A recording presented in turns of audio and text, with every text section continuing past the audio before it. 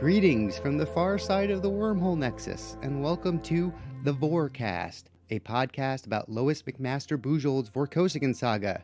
My name is Daniel Galsworth, and I would like to welcome you all back to episode 5, where we'll begin going through the second story in the internal chronology of the Vorkosigan Saga, Falling Free. This is a really special episode for me because, possibly like many of you, I had thought Falling Free was the first part in the Vorkosigan Saga. Because of this, when I was first thinking about preparing to do this podcast, it was this book I had in mind. It was a lot of, oh, I can't wait to talk about this part, and I wonder if anyone else has ever made that connection. And now I get to do it, so hooray. And, possibly like many of you, Falling Free was the first book I read in the Vorkosigan Saga, so it gave me my first impression of Lois's writing.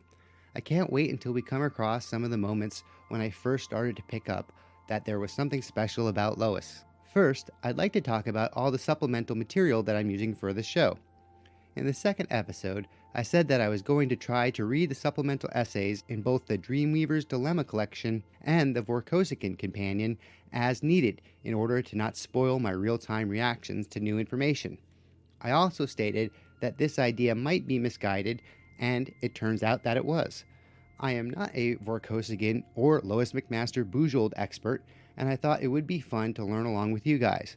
But really, I'm just missing opportunities to pass along information. With that in mind, the new direction I'm going is that I will give greater priority to reading the supplemental materials so that I can have that information available when we touch on the related events in the story. I am setting a goal to have consumed all the readily available material over the course of the next 2 months. I have already started this effort, and I have already struck supplemental gold. This comes in the form of the preface for the Dreamweaver's Dilemma collection, written by Lois's lifelong friend, Lillian Stewart Carl. The preface is entitled, Through Darkest Adolescence with Lois McMaster Bujold, or Thank You, But I Already Have a Life. I had already read a little about Lillian and Lois's relationship from Lois's biolog on Darii.com. So I was intrigued by the prospect of hearing the story from the other side. However, I have an irrational bias against forwards and prefaces, I'm sorry to admit, and I usually skip them. I unfairly projected the shame of my crimes upon the victim and did not give any thought to the potential pleasure I would get from reading Lillian's writing, but instead began reading Through Darkest Adolescence with the stoic dignity of using a smelly elevator. However, Lillian Stewart Carl is an amazing writer and is not only talented as hell, but hilarious. I was laughing out loud by the third sentence. Quote, At first I was in awe of Lois. She had attained little girl apotheosis. She owned a pony. End quote. Throughout the preface, Lillian tells the story of growing up, quote, isolated in dweebliness, end quote, with Lois, although I will point out the fact that they were at least isolated together, if those two words are allowed to be next to each other. With ease, Lillian opens windows into some of the most charming and wholesome scenes of friendship I've ever read. She touched on so many of the same ideas I was trying to convey in this podcast's first episode when I was talking about nerd culture before the internet. What Lillian described was an even bleaker landscape than what I experienced, and multiply that by being some of the very few women in that community. One way she did this was with a refrain she used in the form of fans to us when describing what the typical girls her age were into. She does this twice to emphasize the changing times, and I was sure she was going to go for a third in keeping with the rule of threes, but she didn't, and has created within me an unresolved sense of dissatisfaction that I will always bear. In Lillian and Lois's childhood, quote, fans, to us, were girls who read movie magazines and who were gaga over Dr. Kildare and Little Joe Cartwright, end quote. And as teenagers, quote, fans, to us, were girls screaming at Beatles concerts or men shouting at a football game, end quote. There is so much more to talk about in this fantastic little work of auto/biography, but I think I will just share this little section where Lillian talks about some of their creative influences as girls. Quote, Lois subscribed so faithfully to analog, her mother began to hold each new issue hostage until she cleaned her room. She read, and passed on to me, Poe Anderson, A. E. Van Vogt, Zena Henderson, James Smith, Cordwainer Smith, Ray Bradbury, and Robert Heinlein. We thought Stranger in a Strange Land was gigglingly racy. Conan Doyle and C.S. Forester we discovered together. and Tolkien's Lord of the Rings remains to this day one of our all-time favorite books. We went to the movies, from Lilies of the Field to Battle of the Bulge, from Wild in the Streets, anyone remember that? To Goldfinger to Lawrence of Arabia, the latter implanting the image of the brooding hero permanently in our literary vocabularies. We built spaceships for our Barbie dolls. We wrote bits and pieces of poetry, fractions of stories, assuring ourselves that this was practice for later on, although just what later on was going to be, we were never able to articulate. End quote. Just charming. I'll admit I had to look up some of those authors' names. I love that she mentioned Stranger in a Strange Land. When I read it, I did find the sex parts of the story a little unexpected, but what I really took away from the book was the word discorporate. To this day, if I've had a rough day and somebody asks how I'm doing, I'll reply that I was very tempted to discorporate today, after which I will usually wait in vain to see if they get the reference. And this little scene of them writing feverishly with their hyperactive childhood imaginations, oh, so precious. And now, we'll travel approximately 300 years beyond the events of the characters of Dreamweaver's Dilemma to our last stop before we reach the main timeline of the series, a little novel called Falling Free. As I mentioned, this was the first piece of Lois McMaster Bujold's writing I had read, and I had intentionally avoided learning anything about it or the rest of the series prior to beginning, although I may have been aware that this story took place long before most of the events of the series. Here is some information about the publication history of Falling Free from its page on Vorkosigan.fandom.com. Quote, Falling Free, written by Lois McMaster Bujold and published by Bean Books in 1988, was the fourth book written in the Vorkosigan Saga. It was first published by Analog as a 4-part serial from December 1987 to February 1988 and has been collected in the omnibus edition Miles, Mutants, and Microbes. The Reader's Chair published an audio version in 1996, read by Michael Hansen and Carol Cohen.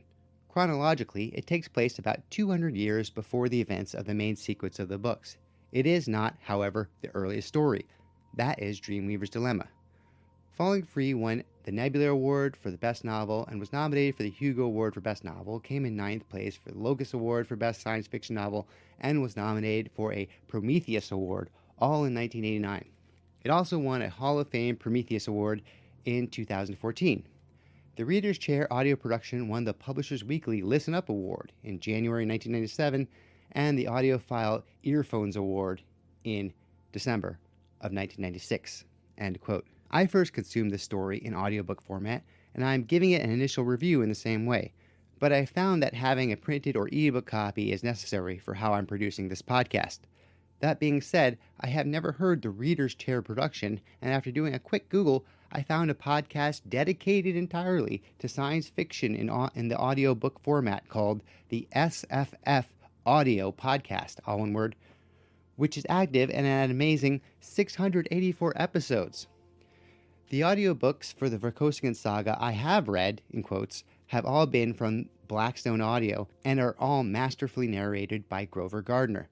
This review, written in 2003 by Scott D. Danielson on the SFF Audio website for the Reader's Chair production of Falling Free, has this to say, quote, The audio version of this book is another exception, referring to how Lois is an exceptional writer of space opera. It's performed by two narrators, Michael Hansen and Carol Cohen. They swap narrating duties with changes in the story's point of view, a technique I first heard in this audiobook and that I find very effective.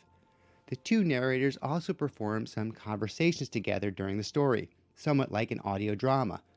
This is something I have found to be extremely ineffective in other audiobooks I have read since this one. But here I enjoy their interplay and didn't experience the jarring effect that I felt in other books that have attempted this same technique. End quote. I quite agree with Danielson about his dislike for the audio drama format.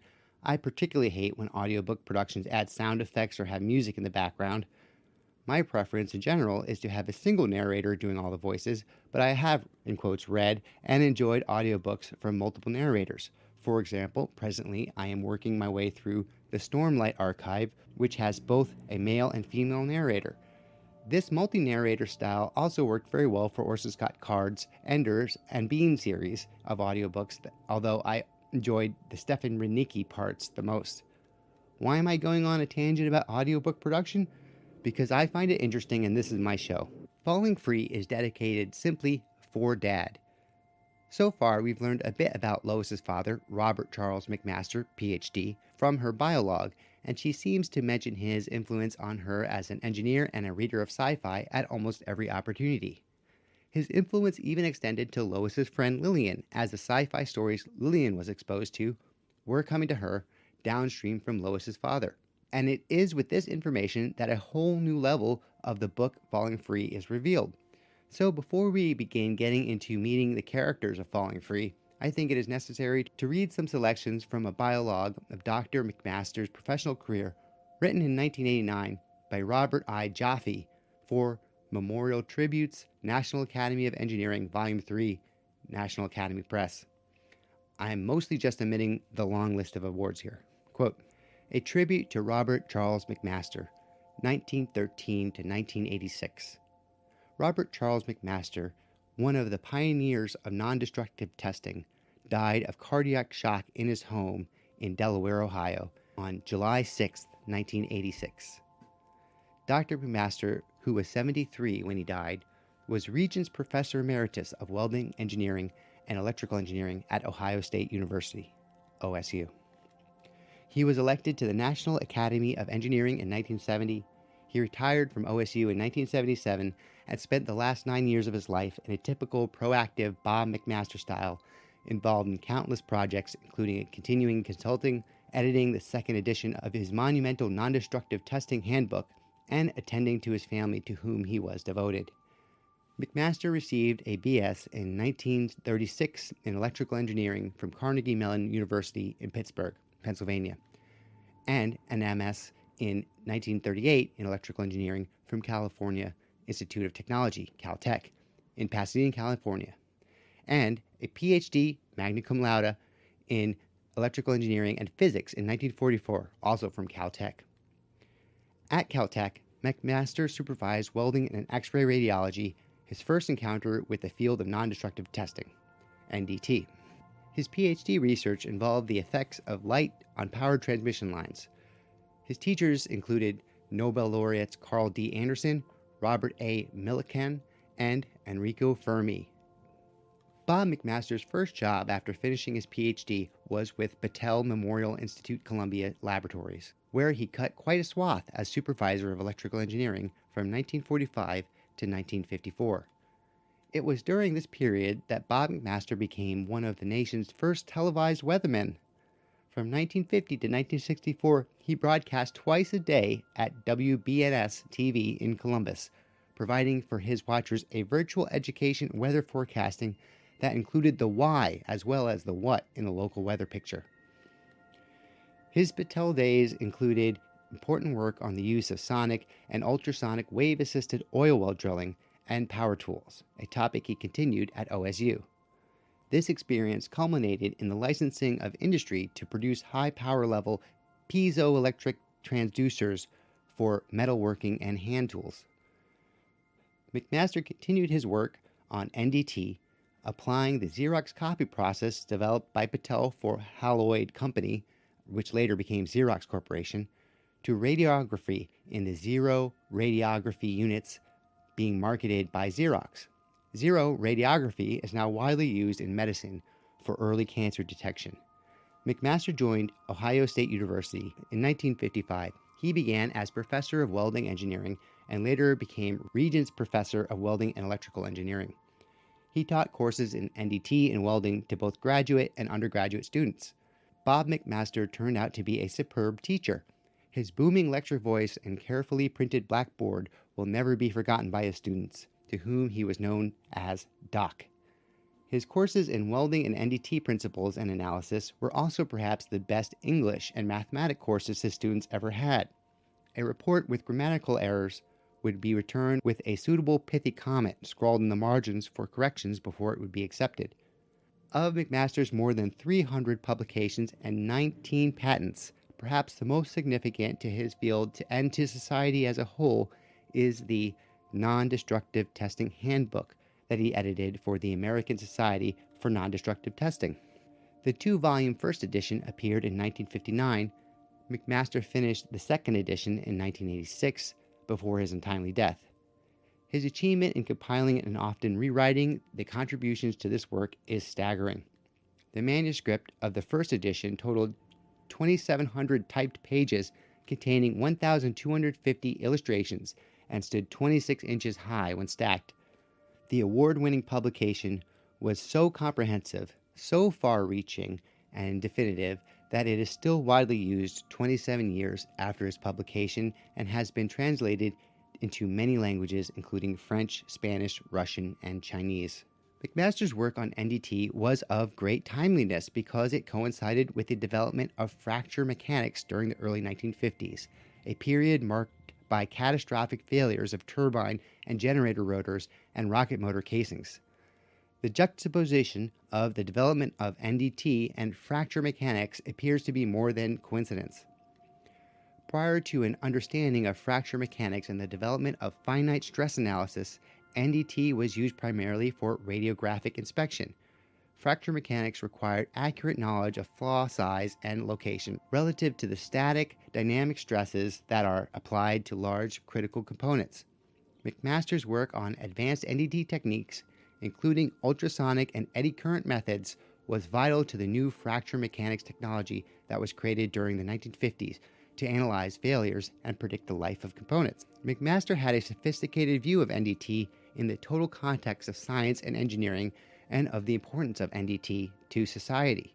His later publications dealt more and more with management responsibilities and ethical philosophy in the application of NDT. He saw NDT as a broad family of technologies that extended human powers of perception beyond the inspection of industrial materials to many fields, including non-invasive medical diagnostics, geophysical sensing, meteorological environmental monitoring, and radiometric probing of space.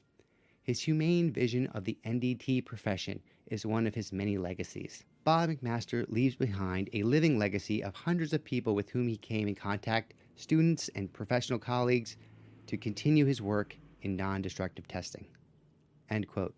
So, put all that information about Dr. McMaster in your pocket, but not too deep, because we'll be needing it again very soon. But before that, I'm just going to read the short thanks paragraph that follows the dedication. Quote, "The author would like to thank 3 gentlemen for helping to improve the ratio of science to fiction in this story. Dr. Henry Belstein for information on space and physiology and medicine, James A. McMaster, welding engineer, Lois's brother, and Wallace A. Vorek, explosives technology consultant. Much that is technically correct I owe to them. Any errors are my own. My debt exceeds words to the late Dr. Robert C. McMaster, physicist, engineer, teacher, and inventor, for help beyond technical, beyond measure. The errors are still my own, but I'm working on them." End quote. And with that, we'll take the leap and begin falling free.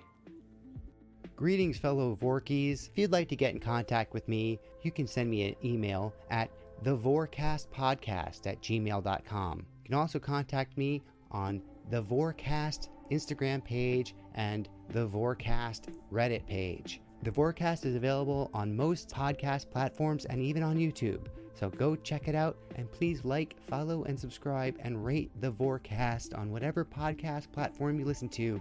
Thanks, and always remember, forward momentum. Let's begin by looking at the first few paragraphs of the book. Quote, "The shining rim of the planet Rodeo wheeled dizzily past the observation port of the orbital transfer station. A woman, whom Leo Graff recognized as one of his fellow disembarking passengers from the jump ship, stared out eagerly for a few minutes, then turned away, blinking and swallowing, to sit rather abruptly on one of the bright cushioned lounge chairs. Her eyes closed, opened, caught Leo's. She shrugged in embarrassment. Leo smiled sympathetically. Immune himself to the assorted nauseas of space travel, he moved to take her place at the crystal viewport." End quote. So here we have an example of a near-perfect character introduction.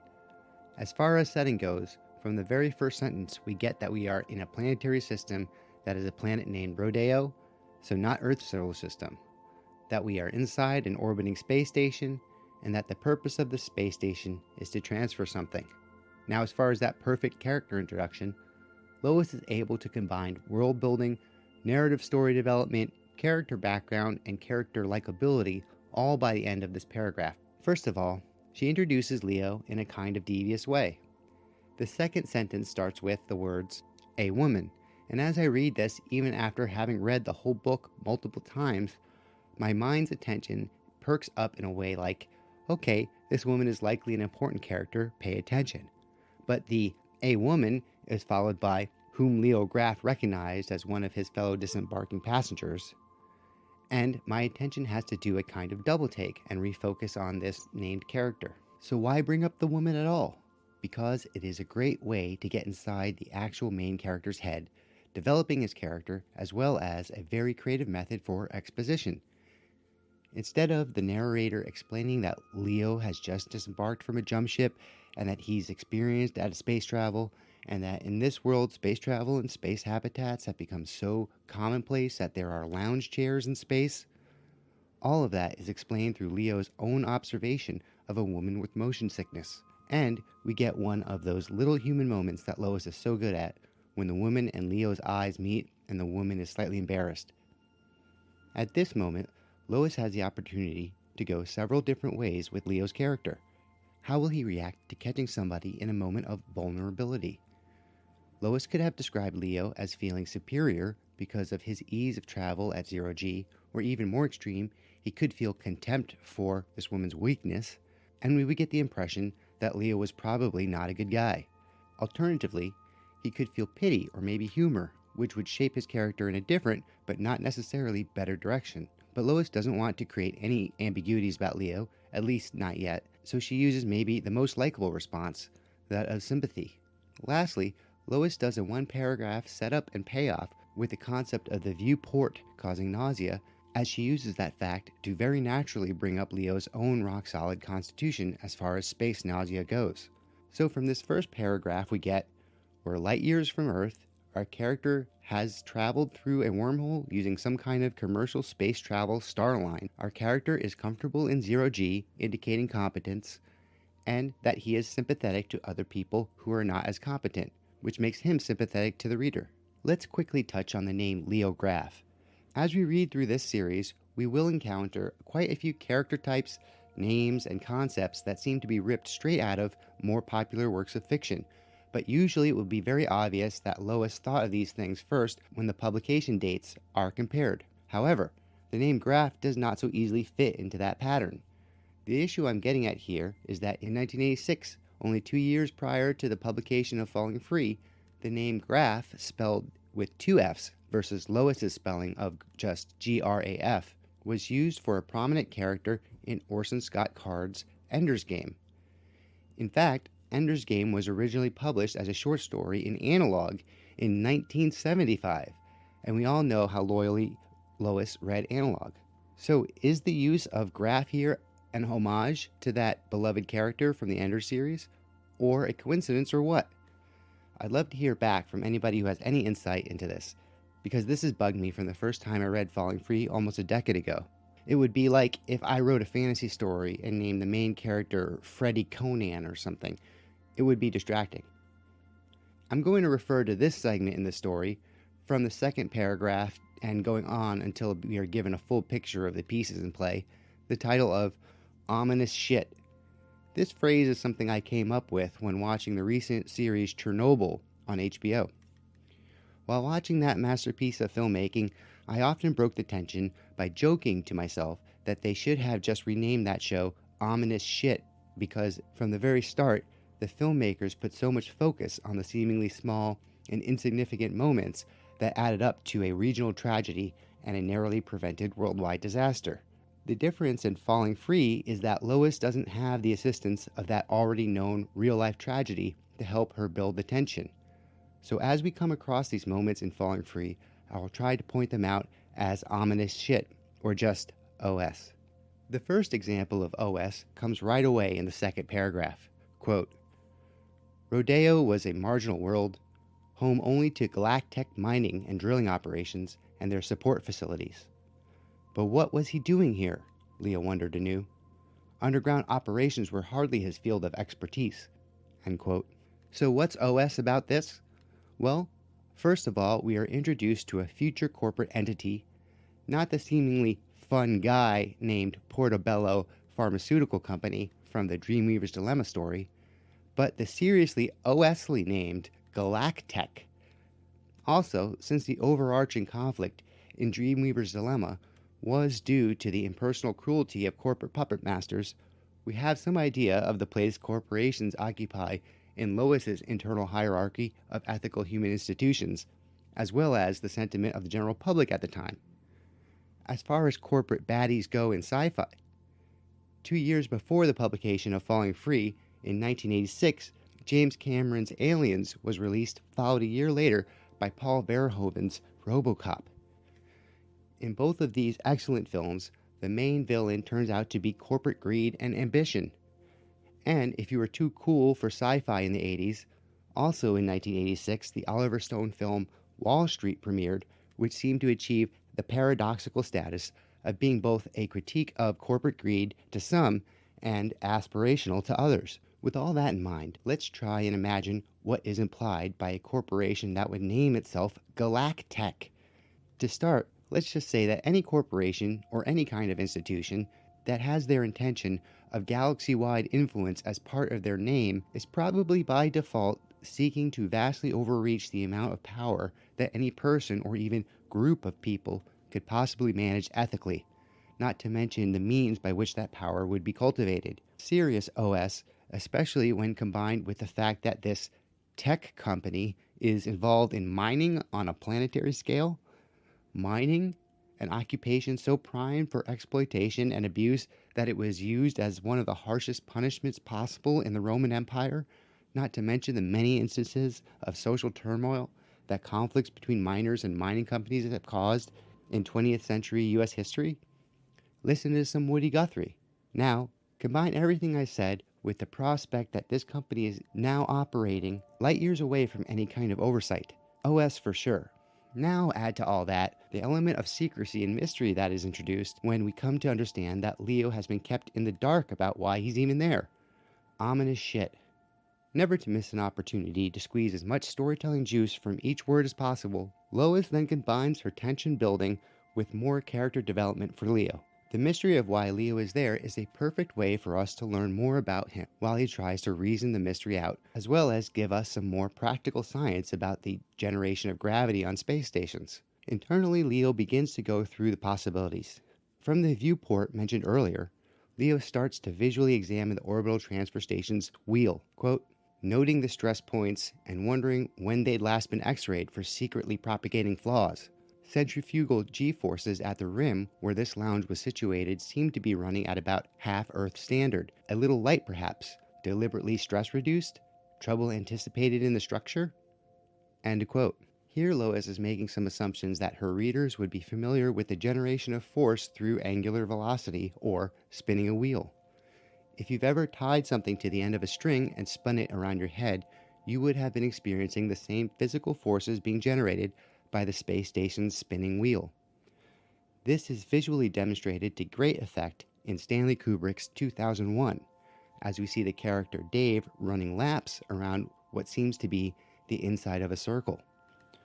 This spinning wheel design is often seen in depictions of future spacecraft because generating a force in the direction of our heads towards our toes is essential to maintaining the physical health of astronauts by preventing the muscle degradation that occurs during long periods of low-gravity exposure. These observations let us learn a little more about Leo, and also the reason we read up about Lois's father start to become clear. Leo's profession seems to be related to structural integrity and testing.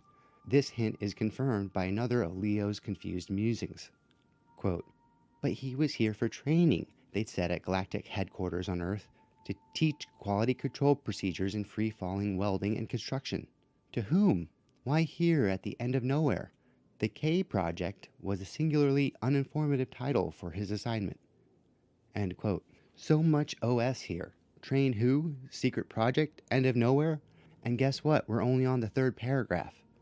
Leo's profession becomes clearer too. Quality control and welding. Sound familiar? Yes, Leo has the spacefaring version of one of Lois's father's jobs. Now we get introduced to another character, and I'm sorry to linger on these opening paragraphs so long, but they are just real examples of masterful character development. I'm not a writing teacher, so I'm not trying to treat this podcast as some kind of creative writing lecture, but I just think it is fun to think about all the behind-the-scenes mechanics of why I found these characters so compelling upon first reading. Quote, Leo Graff? Leo turned. Yes? The speaker was tall and dark-haired, perhaps 30, perhaps 40. He wore conservative, fashionable, civilian clothes, but a quiet lapel pin marked him as a company man. Best sedentary executive type, Leo decided. The hand he held out for Leo to shake was evenly tanned but soft. I'm Bruce Van Atta. Leo's thick hand was pale but freckled with brown spots. Crowding 40, sandy and square, Leo wore comfortable red company coveralls by long habit, partially to blend with the workers he supervised, mostly so that he need never waste time and thought deciding what to put on in the morning. Leo read the label printed over his left breast pocket, eliminating all mystery. Van Atta grinned. Welcome to Rodeo, the armpit of the universe. End quote. The narration is coming from a third person limited to Leo's point of view, so the character development coming for Van Atta is nearly all from dialogue and behavior. The only little exception is this description of his uncertain age, which just gives us a strange first impression of the man. This section is all about comparing these two men, and it is also worth noting that this is our first physical description of Leo, something that might have come earlier, but served a greater narrative use here. A small motif is introduced here as well, that of the character and a person being represented in their hands. Hands. I had an immediate distaste for Van Atta after reading this, but I honestly can't remember if this was as acute the first time I read it. I suspect that it was, since all the elements to introduce such a feeling are present. Let's compare. Van Atta is described as wearing civilian clothing with only a small pin indicating that he was an employee. This small act comes off as a kind of sneakiness or secretiveness, while Leo's attire is specifically designed to be easy for anyone to ascertain his general type of work, as well as who he is with his name printed clearly on his chest, as Lois points out, eliminating all mystery. So, Van Atta, default, secretive and hidden. Leo, default, open with nothing to hide. Van Atta's hands are tanned but soft. Leo's hand is pale and thick. While the working man versus city man hand thing is a bit of a cliche, it is excusable on balance with all the great stuff going on here. But beyond the relative roughness of their hands, the detail about being tan and pale might actually be doing the heavy lifting, character development-wise. This is possibly something a reader wouldn't think of explicitly while reading, but the idea of having a tan in space must push some kind of subconscious button. Van Atta is vain, maybe to the point of narcissism, if he is willing to seek out or even transport a tanning bed to another solar system. And then, finally, Van Atta's statement, "Welcome to Rodeo, the armpit of the universe," says so much more about the person saying it. Lois does such a brilliant job motivating each line of this dialogue with the unspoken assumptions each man is making about the other. Here Van Atta is saying, welcome to another crappy job that we're too good for, or at least I am. So many dynamics here. Leo knows him for a company man, yet Van Atta disparages the project almost immediately, leading us to wonder, where do this man's loyalties lie? And after all this subtle character shading, we get a huge piece of OS, as Van Atta states, quote, I'm head of K project now. I'll be your boss. End quote. As somebody who has received the application of some pretty terrible management techniques in my time, let me just say that bad-mouthing the company or project that you are working for to your subordinates is not the best way to build rapport with them. If I was Leo, I would be seriously starting to get worried, and as a reader, I definitely am. It turns out that Van Atta has requested Leo personally. This is even more OS, especially when Van Atta says, quote, You're like me, I know. Got no patience with deadheads. It was a hell of a job to have dumped on me, trying to make this division profitable, but if I succeed, I'll be the golden boy. End quote. So this guy is obviously crazy. Even by this point in the story, we can see that Leo and Van Atta are nothing alike. Their fundamental personality differences can be seen in their clothing. Van Atta has so many toxic traits on display here. overconfidence in his assumptions, along with the resentment instead of gratitude to his superiors for being given this promotion. And even though he is acting friendly towards Leo, he has pretty much told him that he only needs Leo to help advance his own career and curry favor with the people he has just expressed resentment towards. After all of this, it is clear that Vannatta has only his self-interest in mind at all times. Therefore, every line of dialogue he delivers or action he performs will have at least this double meaning. Still slightly off balance by all the uncertainty surrounding his reason for being there, Leo is pleased that his reputation has led to this personal request for his help. But help with what? Quote, "They told me at HQ that I was being sent out here to give an expanded version of my short course in non-destructive testing." End quote. And there's the final confirmation that Leo's profession, at least, is heavily based on Lois's father.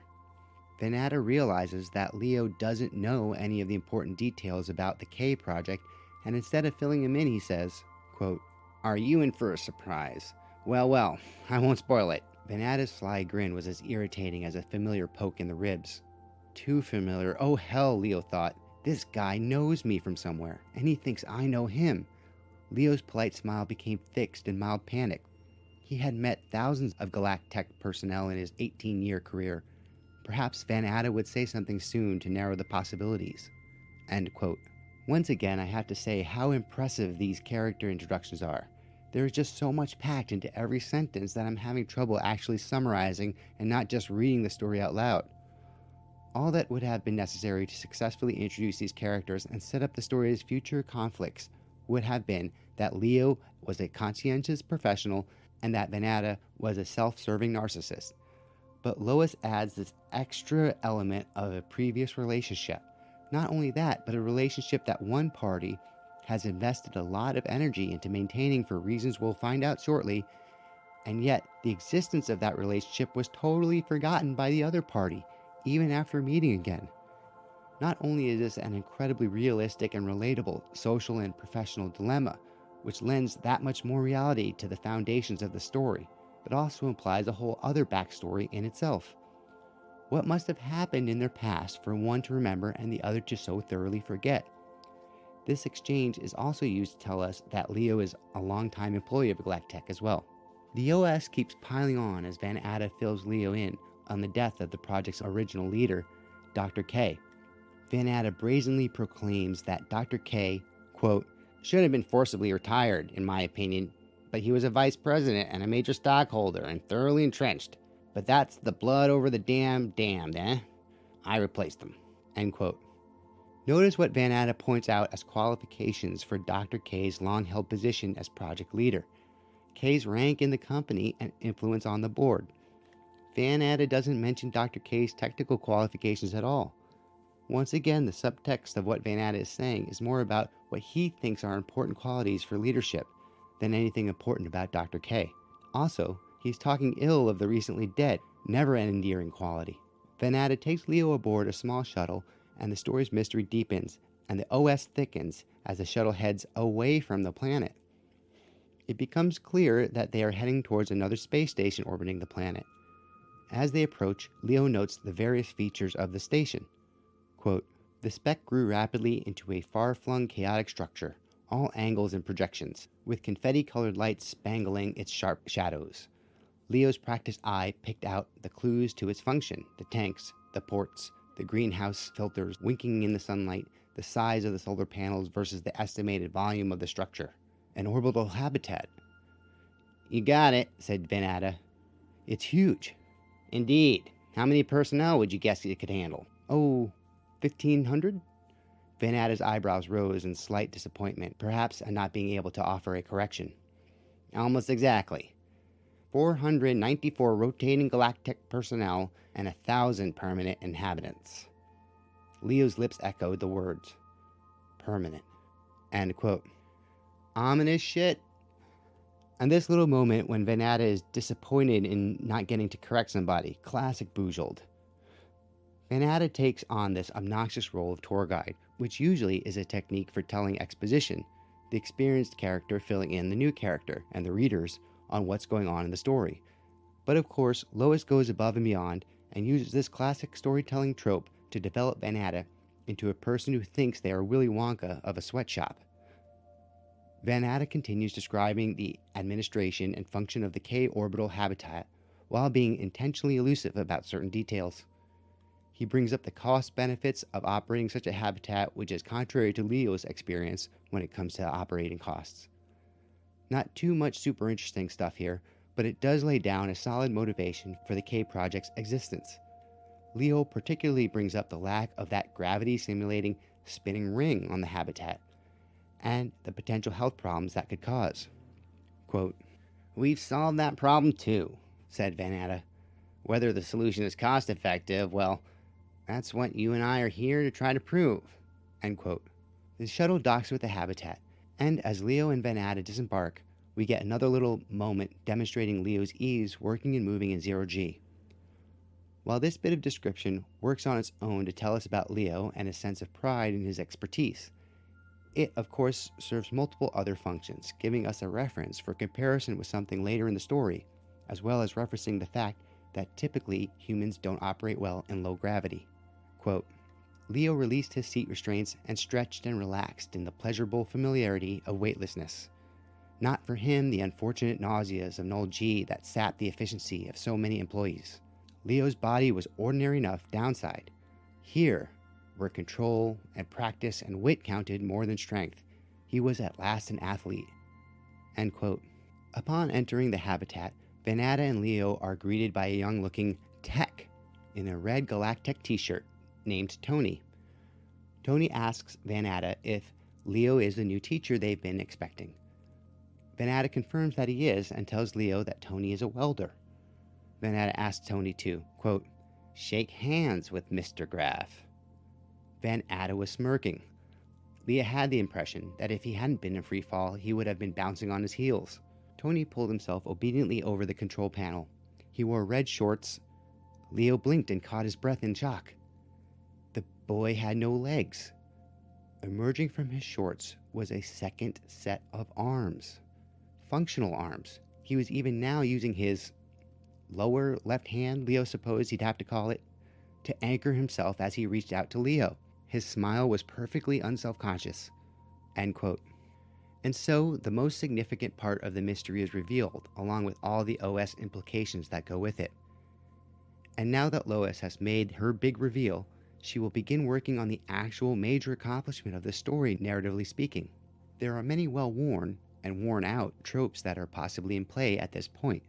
One possible direction that this story could go is to have the majority of the story be about Leo coming to realize that these four-armed creations should be free to self-determine, and that yes, they do have rights.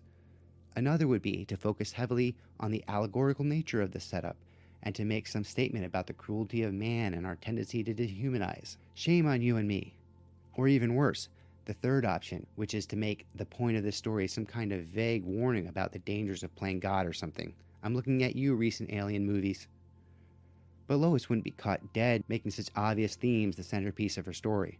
Things are never that cut and dry with her, and the subversion Lois is going to try and perpetrate in this story is to tell us about an obvious injustice, but not to preach about it. What themes will surface from this treatment? We'll have to continue reading to find out. Leo tries to maintain his composure as he talks with Tony, and we get a return to the handshake motif. Tony says, quote, "Hello, sir. I've been looking forward to meeting you." Tony's handshake was shy but sincere, his hand dry and strong. Leo's tongue stumbled. What's your last name, Tony?"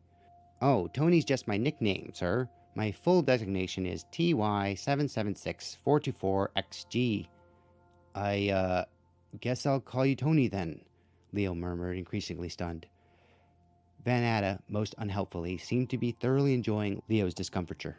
"Everybody does," said Tony agreeably. End quote. Van Atta orders Tony to fetch Leo's luggage, and Leo notes how nimbly Tony moves through the habitat. Remember, Lois set up the significance of Leo's own competence in this activity, so that his admiration makes Tony's agility that much more impressive. Leo initially thinks that Tony's extra arms are a birth defect, and I'm not sure if this is genuine or if he's playing dumb to get Van Atta to talk more. Van Atta, of course, takes this opportunity to become even more unlikable by confiding to Leo that, quote, "I about puked when I first saw one, and I was prepared. You get used to the little chimps pretty quickly, though. There's more than one? Van Atta opened and closed his hands in a counting gesture. And even 1,000, the first generation of Galactic's new super workers. The name of the game, Leo, is bioengineering, and I intend to win. End quote. Do I even have to say it? OS. Tony catches back up with Leo and Van Atta, and they all go to the hydroponics area. On the way, we get some more description of the habitat. Quote, the habitat was indeed inexpensively constructed, mostly prefab units variously combined. Not the most aesthetically elegant design, a certain higgledy-piggledy randomness indicated an organic growth pattern since the habitat's inception, units stuck on here and there to accommodate new needs. But its very dullness incorporated safety advantages Leo approved. The interchangeability of the air seal system, for example. End quote. And a little later, we get a description of the four-armed people from Leo's POV, and we also start to understand that yes, Leo gets it. Leo can see the OS as much as we can. Quote, he could see why Van Atta dubbed them chimps. They were thin-hipped, lacking the powerful gluteal locomotor muscles of people with legs. The lower set of arms tended to be more muscular than the uppers in both males and females, power grippers, and thus appeared falsely short by comparison to the uppers, bow-legged if he squinted them to a blur. They were dressed mostly in a sort of comfortable, practical t-shirt and shorts that Tony wore, evidently color-coded, for Leo passed a cluster of them in all yellow, hovering intently around a normal human in Galactech coveralls who had a pump unit half apart, lecturing on its function and repair. Leo thought of a flock of canaries, of flying squirrels, of monkeys, of spiders, of swift, bright lizards of the sort that run straight up walls. They made him want to scream, almost to weep, and yet it wasn't the arms or the quick, too many hands. He had almost reached hydroponics before he was able to analyze his intense unease. It was their faces that bothered him so, Leo realized. They were the faces of children. End quote. After a short tour of the hydroponics unit, Leo's attention is drawn to one of the workers by the strong smell of OS. Quote, the dark-haired girl paused to adjust the bundle under her arm. Leo's mind ground to a complete halt. The bundle was a baby. End quote. This dark-haired girl is Claire, and the baby, Andy, is hers and Tony's. We get this weird and wonderful piece of speculative writing as Tony and Claire reenact the classic scene of having a toddler walk from one parent to the other, but in this context it's, quote, fly to daddy, Andy, fly to daddy, end quote. Leo watches in dumbstruck wonder as the baby displays an intuitive grasp of movement in 3 dimensions. Tony introduces Leo to Claire and Andy, and we find out that, quote, Claire was picked to be the very first natural mother of us, Tony went on in pride, end quote. Do you guys see how almost every word of the sentence is designed to be OS? Claire was picked to be a mother? That this workforce is being bred? That Tony feels pride and not horror that his child is born into servitude? Claire brings up another member of the Habitat's administration staff, according to the pronunciation guide, pronounced Dr. Ye, spelled Y-E-I. Claire says, quote, Dr. Ye said I was a very important experiment to see which sorts of productivity were least compromised by my taking care of Andy at the same time, end quote. Claire introduces her co-worker Silver, who has very light blonde hair. But instead of saying hi to Leo, she says, quote, good afternoon, Mr. Van Atta, Silver added particularly. She pirouetted in air with eyes that cried silently, notice me. Leo noticed that all 20 of her manicured fingernails were lacquered pink. Van Atta's answering smile was secretive. End quote. See, Lois isn't trying to hide anything really. The point of the story isn't to peel back the layers of superficial human morality to reveal our intrinsic hypocrisy. No, that would be boring and also no fun to read. Lois puts it all out there in the first few pages. This situation is effed. These are people on the brink of tragedy, and the tension in the story isn't from the revelation of the dominoes, but from what can possibly be done while we watch the first one fall over. Next, Leo and Van Atta have a conversation in Van Atta's office, and the answer to the mystery around their previous association becomes clear. Quote, I've come up in the world a bit since we last met, said Van Atta, matching his gaze. The upper atmosphere along Rodeo's rim produced some gorgeous prismatic light effects at this angle of view. In several senses, I don't mind returning the favor. The man at the top owes it to remember how he got there, I think. Noblesse oblige and all that. The tilt of Van Atta's eyebrows invited Leo to join him in self-congratulatory satisfaction. End quote. Noblesse oblige, the inferred responsibility of privileged people to act with generosity and nobility towards the less privileged. Imagine somebody actually said that to you. Still not remembering how he knows Van Atta, Leo examines some of the items in Van Atta's office to try to buy time for his memory to work. Leo notices a plaque on Van Atta's wall that must be reference to something Lois's father owned. Quote, "On the sixth day, God saw he couldn't do it all," it read. "So he created engineers." Leo snorted, mildly amused. And later, "Were you an..." Leo began and swallowed the words. "Engineer, then?" As he finally remembered, and then wondered how he could ever have forgotten. Leo had known Van Atta as an engineering subordinate at that time, though, not as an executive superior.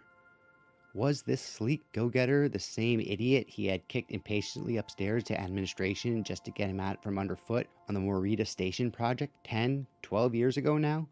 Brucey, baby. Oh yes, oh hell. Van Atta's comm console disgorged a couple of data disks, which he plucked off. "You put me on the fast track. I've always thought it must give you a sense of satisfaction, since you spend so much of your time training, to see one of your old students make good." End quote. I love how Lois doesn't explain the Brucey baby comment. She's established Bruce Van Atta's character so well already, it just makes sense that Leo's recollection of him would be connected to a cringy memory of Van Atta referring to himself in the third person as Brucey baby. I just can't say enough about how impressed I am with this relationship setup. It's Shakespearean in a way, with all these false assumptions and misunderstood intentions. Van Atta tells Leo that the official nickname for the four-armed people is Quaddies, and of course, Lois doesn't let anything happen arbitrarily, even nicknames, as we get this piece of Vorkosigan lore. Referencing the name Quaddie, Leo asks, quote, "Is not, pejorative?" Van Atta stared and then snorted. "No.